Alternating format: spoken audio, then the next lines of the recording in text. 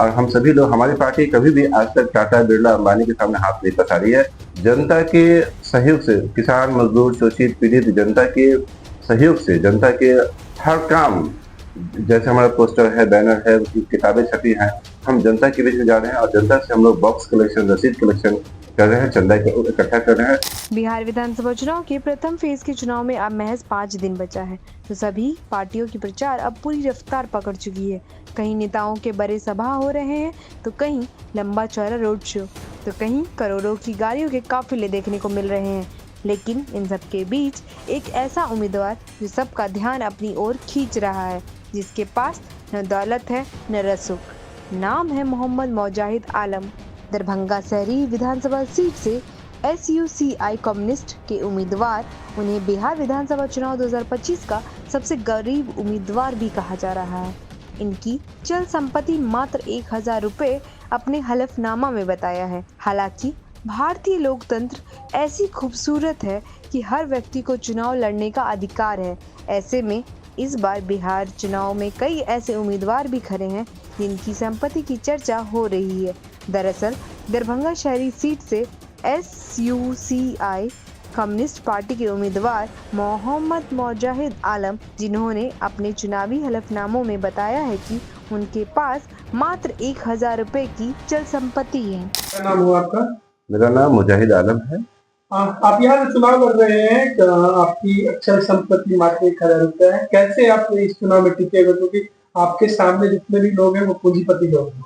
हाँ, हमारी party SUCI जनता के सहयोग से, किसान, मजदूर, शोषित, पीड़ित जनता के सहयोग से, जनता के हर काम, जैसे हमारा पोस्टर है, बैनर है, किताबें छपी हैं, हम जनता के बीच में जा रहे हैं और जनता से हम लोग बॉक्स कलेक्शन, रसीद कलेक्शन कर रहे हैं, चंदा इकट्ठा कर रहे हैं। और हम सभी लोग, हमारी पार्टी कभी भी आज तक टाटा, बिरला, अंबानी के सामने हाथ नहीं पसारी है।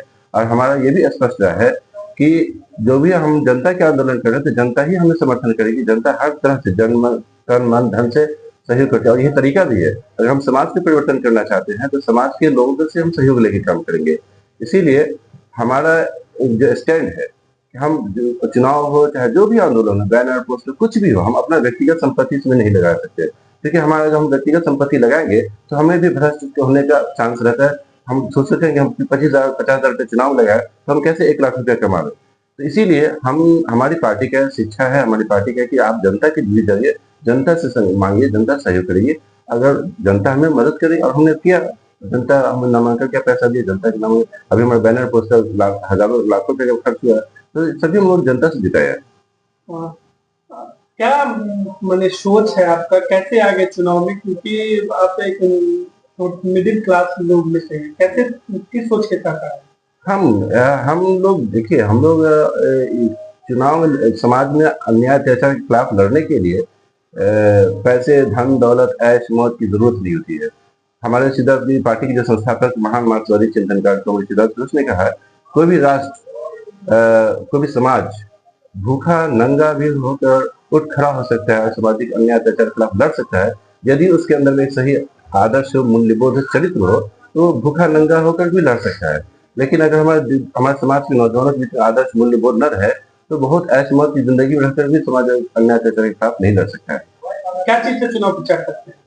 हमारे पास ई-रिक्शा है, बैटरी चार्ज, एक ही गाड़ी चल रही है, और हम सभी लोग पूरा गली गली, मोहल्ले मोहल्ले, वार्ड वार्ड हम लोग पर्चा बांट रहे हैं, रुक रुक के नुक्कड़ नाटक कर रहे हैं, नुक्कड़ सभा कर रहे हैं, और हम अपना प्रचार कर रहे हैं। यही है हमारा साधन। क्या रिस्पॉन्स मिल रहा है? हमारी जनता का बहुत सुंदर रिस्पॉन्स है। हम तो बहुत ही अपने आप में आत्मविश्वास भरे हैं, और हमें बहुत ही खुशी है कि हम जितने सारे भी, जितने बुरी स्थिति, कंडीशन है चुनाव के मामले, उस मामले में हम अपनी बात को रख रहे हैं। हमारी जनता सुन रही है और हमें समर्थन भी मिल रहा है, और नैतिक समर्थन भी मिल रहा है। नहीं तो हम कैसे चुनाव लड़ते हैं? हम तो सब कुछ जनता के सहयोग से